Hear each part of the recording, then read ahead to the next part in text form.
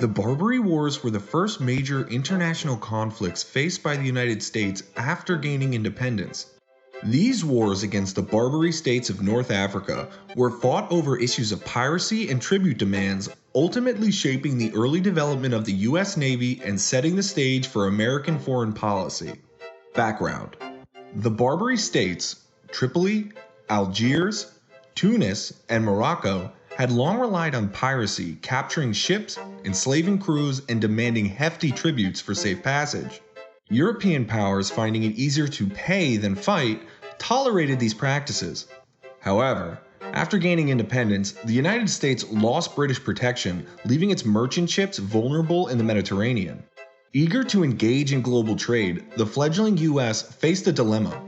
With a small navy and limited resources, the US initially followed Europe's lead by paying tribute. However, as demands increased, this policy quickly sparked frustration. The American public and government began viewing the payments as an affront to their sovereignty, clashing with the nation's ideals of freedom and independence.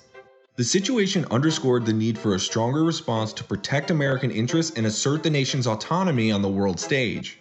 The First Barbary War. In 1801, Tripoli, dissatisfied with the amount of tribute received by the United States, declared war on the young nation. This marked the beginning of the First Barbary War. President Thomas Jefferson, unwilling to bow to further demands, dispatched a naval squadron to the Mediterranean to protect American interests and confront the Barbary pirates.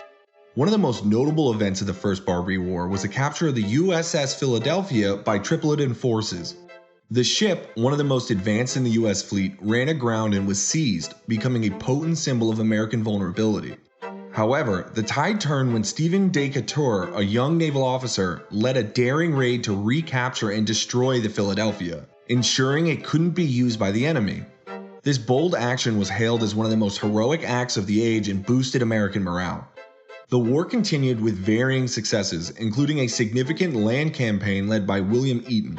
Eaton, with a small force of US Marines and mercenaries, marched across the desert to capture the city of Derna. This was the first time the US flag was raised in victory on foreign soil, marking a pivotal moment in American military history. In 1805, the conflict ended with the Treaty of Peace and Amity. While the treaty resulted in the release of American prisoners and a reduction in tribute payments, it was a mixed victory as the Barbary states continued their demands for tribute in the years that followed. The Interwar Period. The period between the First and Second Barbary Wars was marked by uneasy peace. Despite the treaty, the United States continued to face challenges from Barbary states. Tribute payments were resumed under certain circumstances as the US struggled to maintain a strong naval presence while dealing with other international conflicts, notably the Napoleonic Wars. During this time, American frustration with the Barbary demands grew. The idea of paying for protection conflicted with the nation's values and the pride of its people.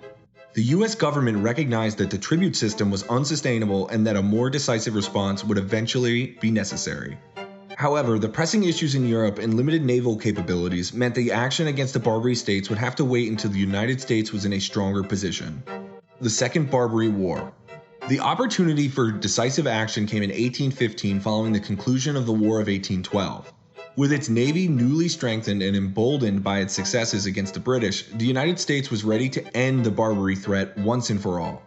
Algiers, emboldened by the distraction of the War of 1812, had resumed its attacks on American ships, leading President James Madison to authorize military action. Under the command of Commodore Stephen Decatur, a powerful US Navy squadron was dispatched to the Mediterranean. Decatur's fleet quickly demonstrated its superiority in a series of naval engagements against the Algerian forces. The effectiveness of the US Navy was evident as Decatur swiftly captured key Algerian ships and forced the Dey of Algiers to negotiate. The resulting treaties with Algiers, Tunis, and Tripoli marked a significant shift in US foreign policy. These agreements not only ended the practice of paying tribute but also secured the release of American captives and guaranteed safe passage for American ships going forward. The Barbary states, for the first time, were compelled to respect the power of the United States, and the treaties effectively ended the threat of Barbary piracy against American vessels. The success of the Second Barbary War solidified the United States' position as a formidable maritime power and sent a clear message that it would not be intimidated or extorted by foreign powers. Aftermath and conclusion. The Barbary Wars played a crucial role in establishing the United States as a credible maritime force capable of defending its interests abroad. These conflicts set important precedents in American military and diplomatic strategy, proving that the young nation was willing and able to assert its sovereignty on the global stage. Thank you for watching, and please like, comment, and subscribe, and go ahead and check out one of our playlists if you want to learn more.